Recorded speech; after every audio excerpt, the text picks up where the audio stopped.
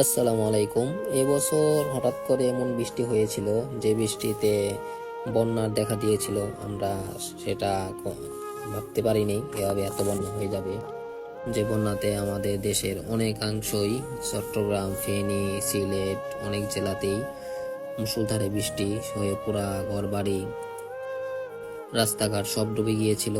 মানুষের থাকা এবং এখান থেকে সরে যাওয়াটা খুব সমস্যা হয়ে পড়েছিল এবং পশু পাখি অনেক ক্ষতি হয়েছে। আমরা ভিডিওতে দেখেছি এবং অনেকে গিয়ে দেখেছি। আর এর কারণ আমরাই। থাক, এগুলো পরে বলি, এই ভিডিওতে নাই বলি। এখন যাই হোক, আল্লাহর রহমতে বৃষ্টির পানি কমে গিয়েছে। এই কমে যাওয়ার ফলে এখন বুঝতে পারবো আমাদের ওইখানকার মানুষগুলোর কতটা ক্ষতি হয়েছে বা কি কি হয়েছে।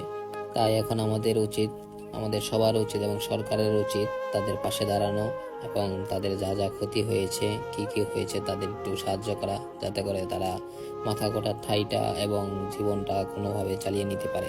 প্রথমে আমি আমাদের সরকারকে বলবো, উনি যাতে এই সাধারণ মানুষগুলার পুনর্বাসন ও স্বাভাবিকীকরণ, ঘরবাড়ি, কর্মসংস্থান যে হারিয়ে গিয়েছে তা স্বাভাবিক জীবনে ফিরিয়ে আনতে কিছু পদক্ষেপগুলো এখনই গ্রহণ করে, যাতে করে তারা ঠিকঠাকভাবে তার এই বিপদটা থেকে উদ্ধার হতে পারে। আর আমরাও সবাই মিলে যার যতটুকু সামর্থ্য আছে, যে যতটুকু পারি তাদের পাশে দাঁড়াবো ইনশাল্লাহ। তাহলে সরকারের যে কাজগুলো আছে, সরকারের এখন কি কি দিক ফোকাস করতে হবে, ওইখানে গিয়ে কি কি করণীয় থাকে আমরা কিছুটা আলোচনা করব, যাতে করে সরকার এই কাজগুলো তাদের বন্যার্ত পাশে দাঁড়িয়ে তাদেরকে সাহায্য করে এবং দেশেরও উন্নত হয় এবং তাদেরও উন্নত হয়। প্রথমেই বলবো আশ্রয় ও ঘরবাড়ি।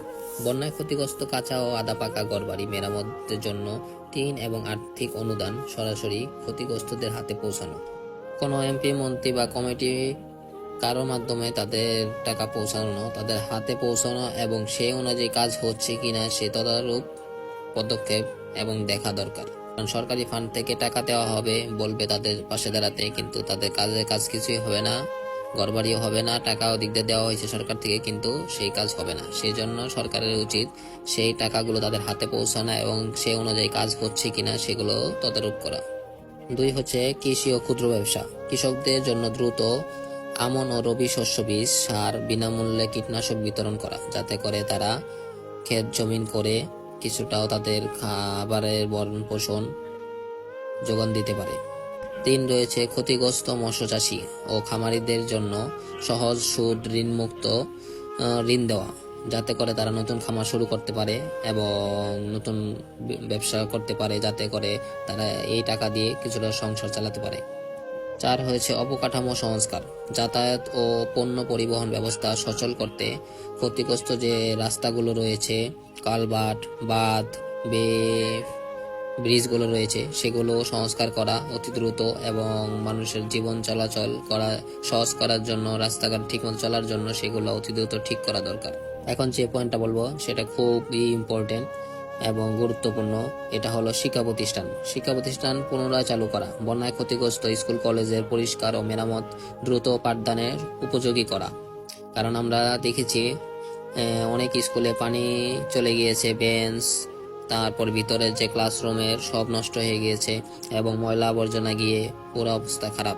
তাই শিক্ষার্থীদের অনেক দিন স্কুলে যাওয়া হয় না, তাদের পড়ালেখা বন্ধ আছে। তাই সেগুলো পরিষ্কার করে ঠিকঠাক করে শিক্ষার্থীদের পড়াশোনায় দীর্ঘমেয়াদী ক্ষতি না হয় সেই দিক খেয়াল রাখা।